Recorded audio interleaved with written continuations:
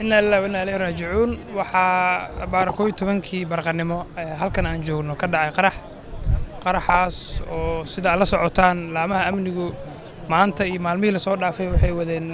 feejignaan iyo baaritaano dheeri ah gaarigan sida ka muuqata wuxuu ahaa gaari ma aragtay goobo kale u socday laakiin xarunta hadda halkan patrol stationka waxay ahayd goob lagu qariyay ama ma aragtay looga gambanayay laamaha amniga qasaaruhu ma badna waxaa ku dhaawacmay ku dhawaad 5 qof oo dadkii ka ag dhawaa goobta patrol stationka ahaa iyo dhimasho hadda waxaan haynaa 2 qof inta la og yahay waa dhici karaan dhaawaca dad kamid ah inay dib ka geeriyoodaan laakiin dhimashada hadda halkan laga qaaday waxay gaaraysaa 2 qof iyo 5 qof oo dhaawac ah gaarigana sida ka muuqato wuxuu ahaa gaari baakin ku jiray oo halkan patrol stationka lagu xareeyay بعدما aad ogtihiin ereyadan iyo goobaha meeshan wadooyinka soo galo dhan ay checkpointiyo ay ciidanku joogaan ay yihiin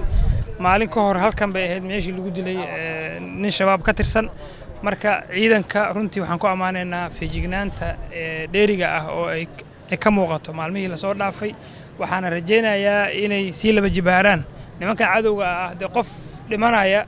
cidna ma celin karto oo naftiisii raba inuu dilo oo caaway idinku intaad jiftaan guriga ku soo diyaarsanaya sidii uu isku dili lahaa qofna ma celin karto laakiin waxaan ku dadaaleynaa inuu qasaaruhu yaraado waxaan ku dadaaleynaa in shacabka uusan qasaaro badan uusan gaarin ilaahay idinkiisna waa rajaynaynaa inuu qasaaruhu yaraado aad iyo aad mar kale waxaan ugu mahad celinaynaa laamaha amniga waxaa ka kacay dab patrol station baadama garan kartaa meeshu inay goob shidaal ahayd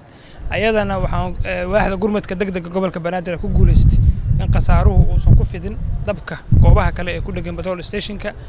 intaas uu ku koobnaa qaraxii halkan ka dhacay sida ka muuqatana wuxuu ahaa qarax goobo kale loo waday laakiin halkan lagu qarinay ama ay ayagu uga dhunteen laamaha amniga gudoomiye waxaa la sheegay in gaariga uu maray halkan isla markaana goobtan isku baakin kadib halkaas uu ku qarxay arrimahaas maxaa ka jira gaariga ma socon markuu qarxayo baakin uu ku jiray gaariga ma socon baakin uu ku jiray waana baaritaana waxaa wadnaa qaabka uu halkan ku yimid iyo sida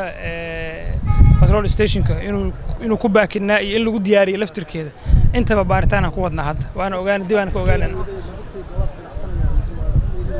maya dadka geeriyooday waa dadkii goobta ku jiray ama ha noqdo ganacsade waa ogaanayna ama ha noqdo dadkii meesha u yimid inay ka ganacsadaan wax ka qaataan